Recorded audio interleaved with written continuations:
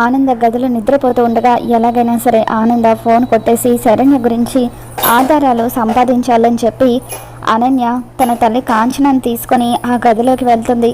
ఆనంద ఫోన్ కొట్టేయబోతూ ఉండగా ఆనందకి మెలకు వచ్చి నిద్రలేస్తుంది. వాటర్ కోసం ఆనంద నిద్ర లేవడంతో అనన్య కాంచన ఇద్దరు కూడా కంగారు పడిపోతూ ఉంటారు. అలా టేబుల్ దగ్గర దాక్కునే ఉంటారు. అనన్య లేచి వాటర్ తాగి తిరిగి నిద్రపోతూ ఉంటుంది. ఇక ఆనంద లేవడంతో కాంచన భయంతో వణికిపోతూ అమ్మో నా వల్ల కాదు అని చెప్పి అక్కడి నుండి పారిపోతుంది. దాంతో అనన్య కూడా ఆ గదిలో నుండి పారిపోయి వచ్చేస్తుంది.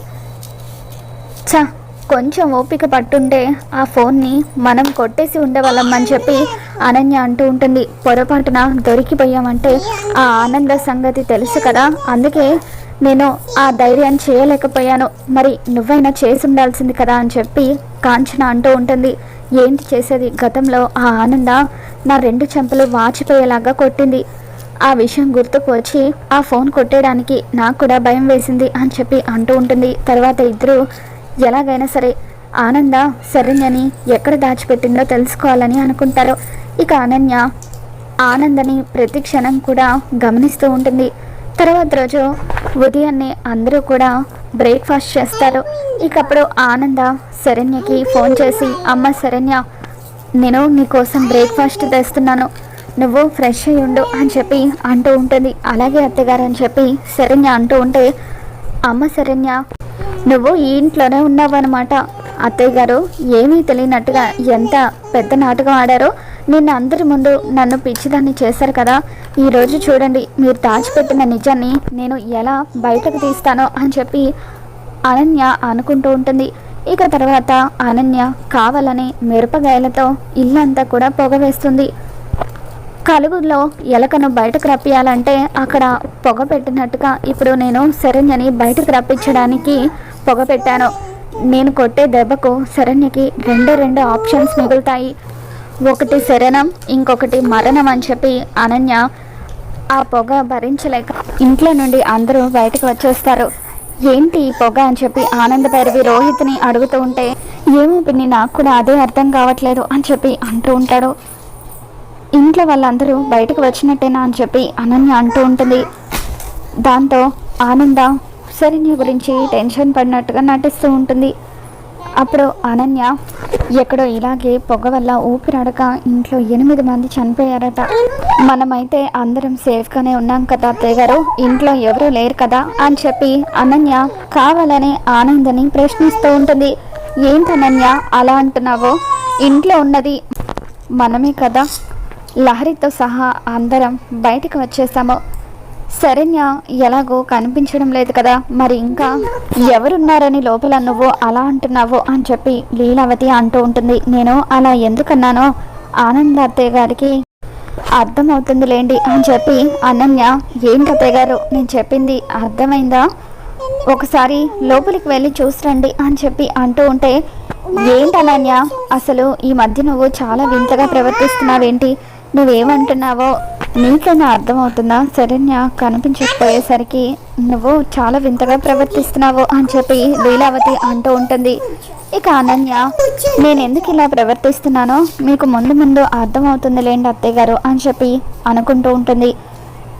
నిన్న అందరి ముందు నువ్వు నీ కోడలు ఇద్దరు కలిసి నన్ను వెర్రిదాన్ని చేశారు, ఈరోజు ఎట్టి పరిస్థితుల్లోనూ మీరు నా ప్లాన్ నుండి తప్పించుకోలేరు అని చెప్పి ఈ పాటికి శరణ్య రూమ్లో శవమైపోయి ఉంటుంది అని అనన్య తెగ ఆనందపడిపోతూ ఉంటుంది. ఇంట్లో ఉన్న పొగంతా కూడా బయటకి వెళ్ళిపోవడంతో ఆనంద లీలావతి వీళ్ళందరూ కూడా ఇంట్లోకి వచ్చేస్తారు. అప్పుడు అనన్య పైనున్న గదిలోకి వెళ్ళి శరణ్య కోసం వెతుకుతూ ఉంటుంది.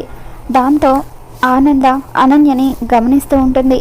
ఇక ఆనంద మాత్రం ఎటువంటి టెన్షన్ లేకుండా కూల్గా కూర్చొని ఉండడంతో ఇదేంటి రూమ్లో శరణ్య కనిపించడం లేదు, ఈ రూమ్లోనే కదా ఉండాలి అని చెప్పి అనన్య టెన్షన్ పడుతూ ఉంటుంది.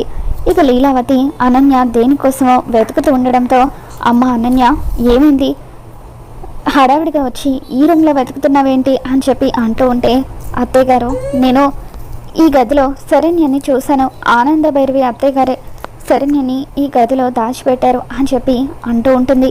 దాంతో లీలావతి అమ్మ అనన్య, నువ్వేం మాట్లాడుతున్నావో నీకైనా అర్థమవుతుందా? నిన్న కూడా ఇలాగే ఆనందం మీద లేనిపోని నిందలు వేశావు, ఇప్పుడు కూడా మళ్ళీ అదే మాట అంటున్నావు. అసలు శరణ్యని దాచిపెట్టాల్సిన అవసరం ఆనందకు ఎందుకుంటుందని అని చెప్పి లీలావతి అంటూ ఉంటుంది. ఇంతలో రోహిత్ కూడా అక్కడికి వస్తాడు. ఏమండి, నేను చెప్పేది నిజమండి, కనీసం మీరైనా నన్ను నమ్మండి. ఆనంద భైరవి అత్తగారు శరణ్యని ఈ గదిలోనే దాచిపెట్టారు. తన కోసం ఇందాక టిఫిన్ కూడా తీసుకుని వచ్చారు, కానీ ఇప్పుడు చూస్తే తను ఇక్కడ లేదు. నేను చెప్పేది నిజమండి. నిన్న సాయంత్రం కరెంటు పోయింది కదా, ఆ కరెంటు పోయిన టైంలోనే ఆనంద భైరవి అత్తయ్య చీకట్లో శరణ్యని తీసుకొచ్చి ఈ గదిలో పెట్టారు అని చెప్పి అనన్య అంటూ ఉంటుంది. దాంతో రోహిత్, ఏంటనన్య, ఏం మాట్లాడుతున్నావు నువ్వు? శరణ్య ఈ ఇంట్లోనే ఉంటే ఎవరికీ కనిపించకుండా ఎలా ఉంటుంది? నీకు మళ్ళీ మళ్ళీ ఒకటే మాట చెప్తున్నాను, ఇంకొకసారి పిన్ని గురించి ఇటువంటి మాటలు మాట్లాడాలని చూస్తే నా భార్యవని కూడా చూడను, నేను ఇంట్లో నుండి వెంటనే బయటకు పంపించేస్తాను అని చెప్పి రోహిత్ ఎంత ఆవేశంగా మాట్లాడుతూ ఉంటాడో. ఇక అలా అనన్య అందరి ముందు మరొకసారి పిచ్చిదవుతుంది. ఆ పొగకి శరణ్య చనిపోతుందేమో అనుకుంటే అసలు ఏమైపోయిందో అని చెప్పి అనన్య ఆలోచిస్తూ ఉంటుంది. దాంతో ఆనంద భైరవి నవ్వుతో అనన్య దగ్గరికి వస్తుంది. ఏంటనన్య, నన్ను అందరి ముందు దోషించడానికి బాగానే ప్రయత్నం చేస్తున్నట్టున్నావు. ఇక మీదటైనా నీ ప్రయత్నాలు మానుకో, లేకపోతే నీకు నిజంగా పిచ్చి పట్టిందని అందరూ అనుకుంటారు అని చెప్పి ఆనంద అంటూ ఉంటుంది. ఇక దాంతో అనన్య, అసలు ఈ గదిలో ఉండాల్సిన శరణ్య ఏమైపోయి ఉంటుంది?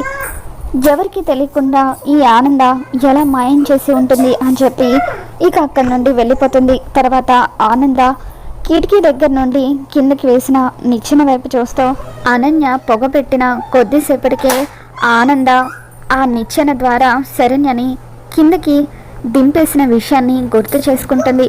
ఇక ఆ విధంగా కిటికీలో నుండి శరణ్య కిందకి వెళ్ళేలాగా చేసి ఆనంద శరణ్యని కాపాడుతుంది. శరణ్యకి ఆనంద ఫోన్ చేసి, అమ్మ శరణ్య, నెమ్మదిగా ఆ నిచ్చెన ఎక్కి పైకి రామ్మా అని చెప్పి అంటూ ఉంటే శరణ్య ఆ నిచ్చెన ఎక్కి పైకి వచ్చేస్తుంది. తర్వాత ఆనంద ఎవరికి ఈ విషయం తెలియకుండా ఉండడం కోసం అని చెప్పి ఆ నిచ్చెనను పైకి లాగేసి ఆ గదిలో ఒక చోట పెట్టేస్తుంది. అత్తయ్య గారు, ప్రతి క్షణం ఎవరికి నిజం తెలిసిపోతుందేమోనని చాలా భయంగా ఉంది అత్తయ్య గారు అని చెప్పి శరణ్య అంటూ ఉంటే, అమ్మ శరణ్య, నువ్వేం భయపడకమ్మా, అంత నేను చూసుకుంటాను కదా. ఆ అనన్య నువ్వు ఇక్కడే ఉన్నావని కనిపెట్టినట్టుంది, అందుకే కావాలని నిన్ను బయటకు రప్పించడం కోసం ఇక్కడ పొగ పెట్టింది అని చెప్పి ఆనంద శరణ్యకి ధైర్యం చెబుతూ, నువ్వు కనిపించడం లేదన్న బాధ దర్శన్లో ఏమాత్రం కూడా కనిపించడం లేదు, అందుకే దర్శన్ నీ గురించి ఆలోచించేంత వరకు, నీ మీద దర్శన్కి ప్రేమ కలిగేంత వరకు నువ్వు ఇలా దాగుడు మూతలు ఆడక తప్పదు, అంతా నేను చూసుకుంటాను కదా, నువ్వేం భయపడకు అని చెప్పి ఆనంద శరణ్యకి ధైర్యం చెప్తూ ఉంటే శరణ్య ఆనందని పట్టుకొని ఏడుస్తూ ఉంటుంది. ఊరుకో శరణ్య, తప్పకుండా నీ జీవితంలో కూడా మంచి రోజులు వస్తాయి, దర్శన్ నువ్వు ఇద్దరు కలిసి ఉండే రోజు తప్పకుండా వస్తుందని చెప్పి ఆనంద శరణ్యకి ధైర్యం చెప్తూ ఉంటుంది. మరో పక్క లహరి డల్గా గదిలో కూర్చొని ఉంటుంది. ఇక అప్పుడు అనన్య, ఇదేంటి ఈ అనన్య ఇలా డల్గా కూర్చుంది, మళ్ళీ ఏదైనా కొత్త సమస్య తీసుకొచ్చి ఉంటుందా? ఆ సమస్య నాకేమైనా పనికొస్తుందేమో చూద్దామని చెప్పి అనన్య లహరి దగ్గరికి వెళ్తుంది. దాంతో లహరి, ఏంటి వదినా అని చెప్పి అంటూ ఉంటే, లహరి, నువ్వు దేని గురించో డల్గా ఉన్నట్టున్నావు, దేని గురించి ఆలోచిస్తున్నావు? నేను నీ వదిని, నాతో నీ బాధ చెప్పుకోకూడదా అని చెప్పి అంటూ ఉంటే, వదిన, నీకు తెలుసు కదా వదిన, ప్రకాష్ అనే అబ్బాయిని నేను ప్రేమిస్తున్నానని, పెళ్ళంటూ చేసుకుంటే నేను ప్రకాష్ని చేసుకుంటాను, అమ్మ తీసుకొచ్చిన సంబంధం చేసుకోవడం నాకు ఏమాత్రం ఇష్టం లేదు, అందుకే పెళ్ళి క్యాన్సిల్ చేయడం కోసం అని చెప్పి హయ్యర్ స్టడీస్కి యుఎస్ వెళ్తానని అమ్మని అడిగాను, కానీ అమ్మ ఆలోచిద్దామని చెప్పింది, దాని గురించి టెన్షన్ పడుతున్నాను అని చెప్పి లహరి అంటూ ఉంటుంది. దాంతో అనన్య లహరితో, ఈ మాత్రం దానికి ఇంతలా టెన్షన్ పడాలా లహరి, నువ్వు ప్రేమించిన ప్రకాష్ని నువ్వు పెళ్లి చేసుకుందు కానీ అని చెప్పి అనన్య అంటూ ఉంటుంది. ఏంటి వదిన నువ్వు అనేది, ప్రకాష్ని ఎలా పెళ్లి చేసుకోగలను, అమ్మ వేరే సంబంధం చూసింది కదా అని చెప్పి అంటూ ఉంటే ఇంట్లో చెప్తే ఎవరు ఒప్పుకోరు లహరి, కానీ నువ్వు ఎవరికి తెలియకుండా ప్రకాష్ని పెళ్లి చేసుకున్నావనుకో, తర్వాత వాళ్ళే క్షమించి నిన్ను ఇంటికి రానిస్తారు. ఎంతోమంది లవర్స్ విషయంలో అలానే జరిగింది.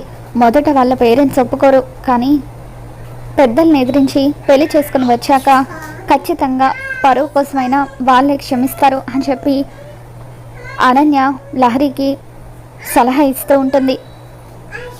ప్రకాష్ చాలా మంచివాడని నువ్వే అంటున్నావు, అతను నిన్ను బాగా చూసుకోగలడని నువ్వే చెప్తున్నావు, మరి ఇంకెందుకు ఆలోచిస్తున్నావు? వెంటనే ప్రకాష్ని పెళ్లి చేసుకో అని చెప్పి అనన్య సలహా ఇస్తూ ఉంటుంది. ఇక ఇదంతా కూడా ఆనంద పెరివి చాటుగా ఉండి వింటూ ఉంటుంది. నా కూతురికి లేనిపోనివన్నీ చెప్పి దాని మనసు పాడు చేస్తుందన్నమాట. ఇంటి పరువు తీయాలని చూస్తుందన్నమాట. ఈ అనన్యని ఎట్టి పరిస్థితులను వదిలిపెట్టకూడదు. ముందు శరణ్య జీవితాన్ని నాశనం చేయాలని చూసింది, ఇప్పుడు లహరి జీవితం నాశనం అవ్వాలని చూస్తుంది. ఇటువంటి చీడ పురుగుకి బుద్ధి చెప్పాలి. నా కూతురు జీవితంతో పాటు శరణ్యని కూడా కాపాడుకోవాలి, తన కాపురాన్ని చక్కదిద్దాలి అని చెప్పి ఆనంద అనుకుంటుంది. వెంటనే లహరికి నిశ్చితార్థం ఏర్పాటు చేయాలని చెప్పి ఆనంద భైరవి అనుకుంటూ వెంటనే పెళ్లి వాళ్ళకు ఫోన్ చేసి వారం రోజుల్లో నిశ్చితార్థం పెట్టుకుందామని చెప్పి అంటూ ఉంటుంది. తర్వాత ఒంటరిగా గదిలో ఉన్న అనన్య దగ్గరికి వెళ్ళి ఆనంద రివాల్వర్ని అనన్యకు గురి పెడుతుంది. చూడనన్య, నేను ప్రతిసారి నీ తప్పులను క్షమిస్తూ ఉంటే నువ్వు మాత్రం మళ్ళీ మళ్ళీ తప్పులు చేస్తూనే ఉన్నావు. ముందు శరణ్య జీవితాన్ని నాశనం చేయాలని చూసావు, ఇప్పుడు నా కూతురు జీవితాన్ని నాశనం చేయాలని చూస్తున్నావు. చూడు, ఇంకొకసారి నువ్వు నా కూతురు విషయంలో కానీ శరణ్య విషయంలో కానీ వేలు పెట్టాలని చూస్తే నిన్ను బతకనివ్వను, ఒక్క బుల్లెట్తో నిన్ను పైకి పంపించేస్తానని చెప్పి ఆనంద భైరవి అనన్యకి వార్నింగ్ ఇస్తూ ఉంటుంది. మరి రాబోతున్న ఎపిసోడ్లో ఏం జరగబోతుందో మరి మన ఛానల్లో తెలుసుకున్న ఈ వీడియో మీకు నచ్చినట్లయితే తప్పకుండా లైక్ చేయండి.